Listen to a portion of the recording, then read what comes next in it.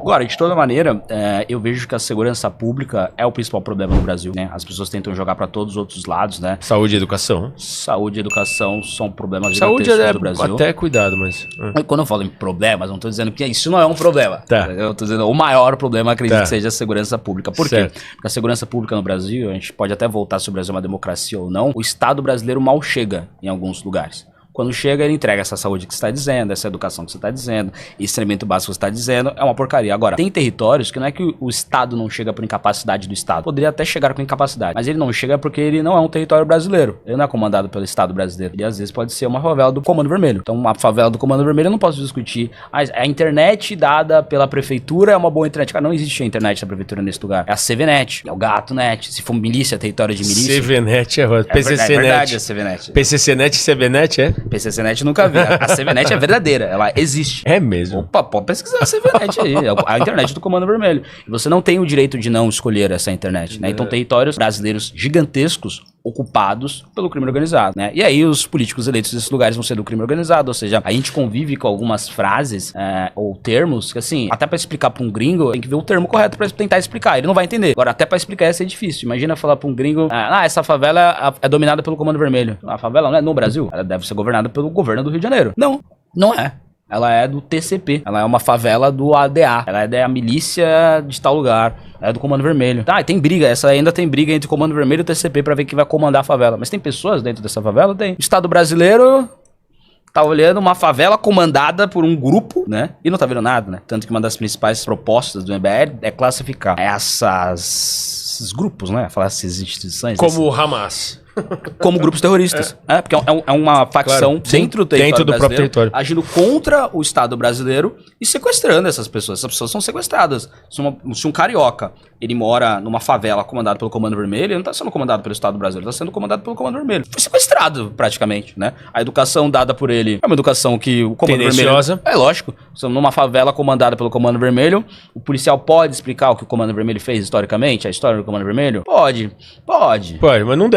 Pode, mas... Vai falar e vai sair da sala e tem a liberdade do professor dar aula. Não tem. A polícia, ao subir nesses lugares, tem que pedir autorização, tem barricada, tem que subir com o caveirão do BOPE. Ué, mas não é, a polícia não é a polícia do Estado do Rio de Janeiro? Tem que estar combinado, né? Isso não aconteceu no Rio de Janeiro. Tem que ter uma operação pra você prender alguém. O Estado brasileiro não pode só prender alguém que foi às vezes condenado, que fugiu da casa. Não pode. Depende do território. Se for no Leblon, pode. Se for na favela tal, não pode. Isso é um grupo terrorista. Sequestrou um território brasileiro e tomou pra eles, né? E ainda fica se expandindo e crescendo e dominando outros territórios. Se o Estado não cuida, ele vai lá e pega uma outra favela, se expande pros outros lugares, faz tráfico internacional de droga, mata, sequestra, estupra, né? Ou seja, uma das principais propostas é classificar esses grupos criminosos como organizações terroristas, né? Não são mais que organizações criminosas, são bem mais do que isso, né? São grupos terroristas. Então, o armamento bélico deles, ele não pode passar de helicóptero que ele pode derrubar, e se você vai entrar de Uber nesse lugar, você tem que ligar a luz e abaixar não sei o que, e mostrar e levantar a mão. Como assim? Posso andar de Uber num lugar? Posso buscar alguém ali? Não posso receber uma encomenda? Dentro do território brasileiro? E isso é bonito?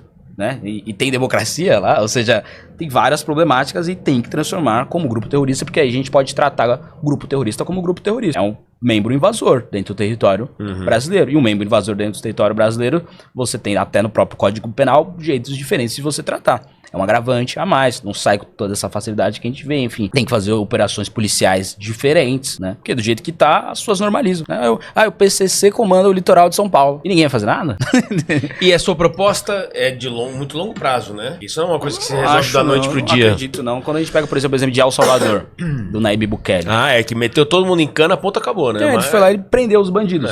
E aí os bandidos que resistiram, ele matou os bandidos. E ponto. As pessoas às vezes ficam criando uns floreios. Eu falo, gente, a Cracolândia... Direitos humanos. Vamos acabar com a Cracolândia. Cara, mas acabar com a Cracolândia vai demorar 30, 40 anos. Então não vamos nem começar. Não, a gente vai lá e acaba com a Cracolândia. Aí, vai combater o crime organizado dá muito problema. Sim, a gente paga a polícia militar, a gente paga a polícia civil, a gente paga o exército brasileiro, sim. Não seria quase como uma guerra civil, então, pra conseguir acabar com isso? Não é uma guerra civil, é uma guerra normal. Não, se são cidadãos, não, então, exatamente. Mas, mas se são cidadãos, eu entendi, não são governados pelo nosso governo. Que é difícil. São governados por eles mesmos. Mas aí ele não é um cidadão brasileiro mais. Não, ele é. Tecnicamente ele vota. Então, aí que tá. Ele desce lá pra votar. Aí que tá. Então, cidadão brasileiro, você tem esses direitos e os seus deveres. Um dos direitos não é participar do Comando Vermelho. Justo, mas ele está meio que refém, como você mesmo disse. Mas aí não é a pessoa que não é do Comando Vermelho. A favela da Maré, por exemplo, ou a Rocinha, é comandada pelo Comando Vermelho, os chefes dessas facções são chefes de facções. A população sequestrada não é. Não, eu entendo, mas justamente pra você entrar lá e combater, você tem que categorizá-los como terroristas, oficialmente. Cara, categorizados como Comando Vermelho já deveria acontecer isso, mas não acontece, né? Eu acho que é uma guerra, quando a gente classifica como grupo terrorista, que você tem que envolver o exército brasileiro, por exemplo. Esse é o ponto que eu ia chegar, entendeu? Guerra... Até que ponto tem que esperar? Não porque tem, uma não coisa, tem, não tem. Entendeu? E não o que falta? Porque tem muito interesse político lá em cima.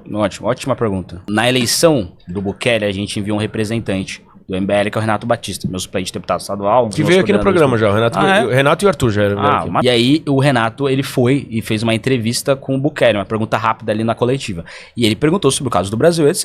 Aí o Bukele respondeu pra ele, cara, falta vontade política. Falta. Pode ter alterações na Constituição? Claro que pode. Pode melhorar o Código Penal, deixar todas as penas maiores? Claro que pode. A gente pode categorizar o Comando Vermelho como grupo terrorista? Claro que pode. Agora, se não tiver vontade política, cara... Vontade e consistência naquilo que fizer, né? É isso. Com as leis atuais, dá pra acabar com o crime organizado? Deve dar. Com algumas mudanças na legislatura, fica mais fácil combater? Com certeza. Com Lula lá fazendo, cara, pode categorizar o Comando Vermelho que você quiser.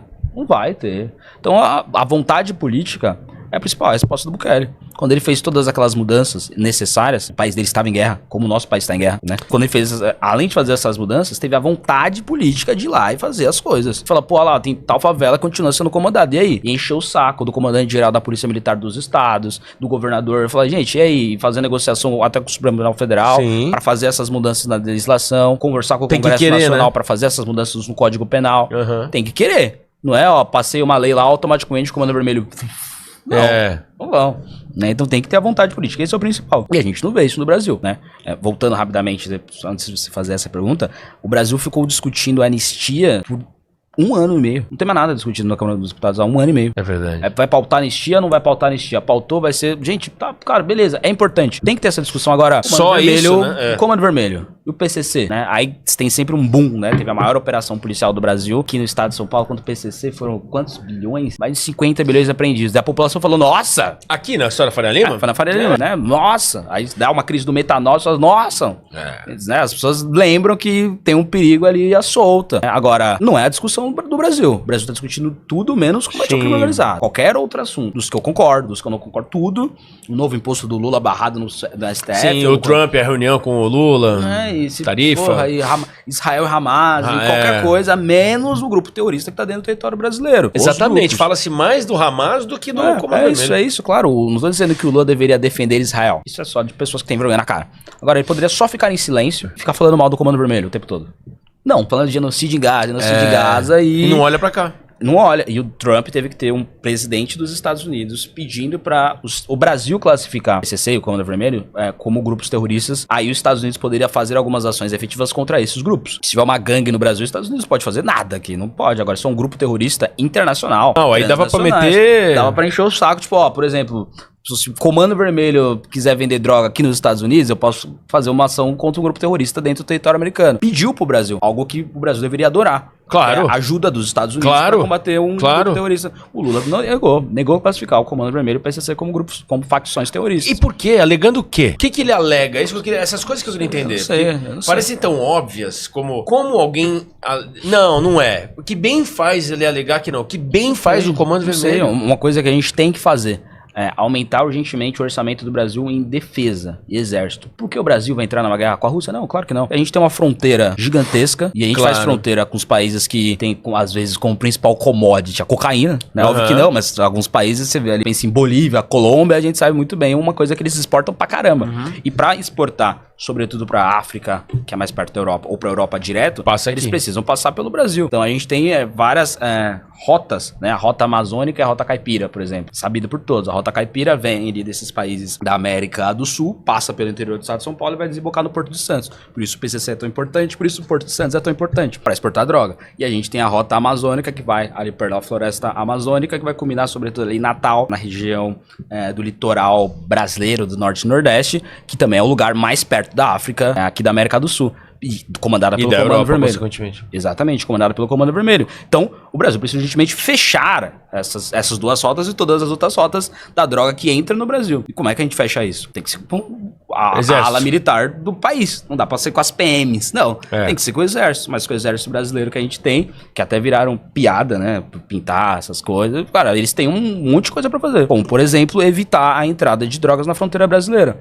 Isso é discutido? Não. Muito pelo contrário, a discussão é tentar deixar com menos orçamento possível que o Brasil não entre em guerra. Tipo, não é por isso. O Brasil deveria estar já em guerra contra essas facções, inclusive de outros países. Tem o trem da Araguá da Venezuela, as facções dos narcos lá, a Bolívia, a Colômbia, que ficam mandando droga pra cá, pra essa droga passar pelo território que é do Brasil. E o Brasil vai ficar... E o Brasil, como Estado, não ganha nem um troco ainda, né? Se fosse dizer, vamos taxar a droga, né? Capaz de ganhar algum troco aí. Já que tá na passagem, né? Capaz de ganhar algum troco aí. Se esse Comando Vermelho e PCC fosse mais inteligente nesse ponto, acho que até fechava um esquema melhor, né? Eles já estão fechando. O caso do PCC da Faria Lima não envolve um pino de cocaína mais. A discussão eu digo de dar dinheiro pra fazer umas puta escola, hospital, bota polícia. Nessas prefeituras que todo mundo fala que é comandada pelo PCC, nessas favelas, às vezes eles fazem a coisa, fica aquele bandidão, chega no final do ano com um caminhão gigantesco. Nesse ponto, o Bolsonaro não era mais forte?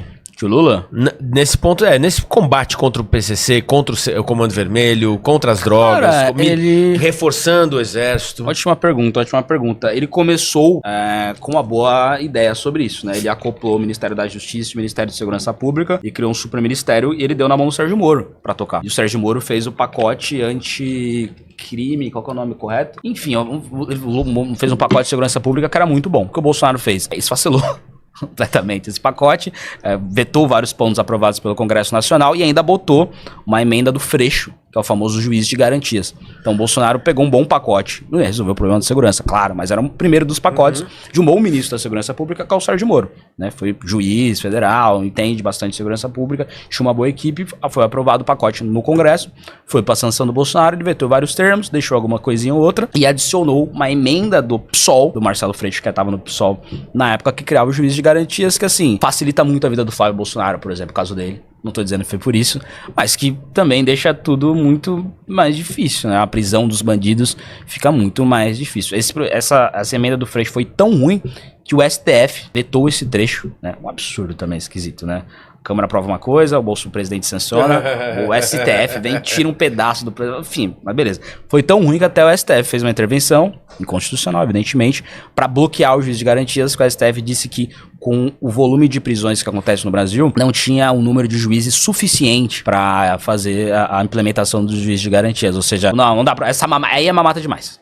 Aí pera lá, aí não vou prender mais ninguém, cara, não tem como. Teve isso, ou seja, o Sérgio Moro, no Ministério da Justiça e Segurança Pública, fez um trabalho legal. Saiu cedo do governo, até. Sim. E o primeiro dos pacotes que ele quis fazer foi esvaziado pelo Bolsonaro. O Bolsonaro se preocupa mais com segurança pública com o Lula? Cara, eu acho que sim, sendo bem honesto, acho que sim. O problema é, o Bolsonaro, ele não fica focando nos problemas importantes da população, nem depois do governo, que ele só fala de anistia, né? E nem durante o governo dele, ele vai se perdendo com algumas pautas e quando você vê, o Brasil tá discutindo uma coisa que não é o problema principal, né? O Bolsonaro se porta mais com o Lula de segurança pública? Eu acredito que sim, como eu disse. Agora, desde que o Bolsonaro saiu da presidência da República, qual foi a grande mobilização? É sempre anistia, e, sabe, faz manifestação na polícia gigantesca. Por que não faz em defesa de algum projeto de segurança pública? Sim, isso é conscientização pública, né, que falta. Sabe, não vejo que é o foco.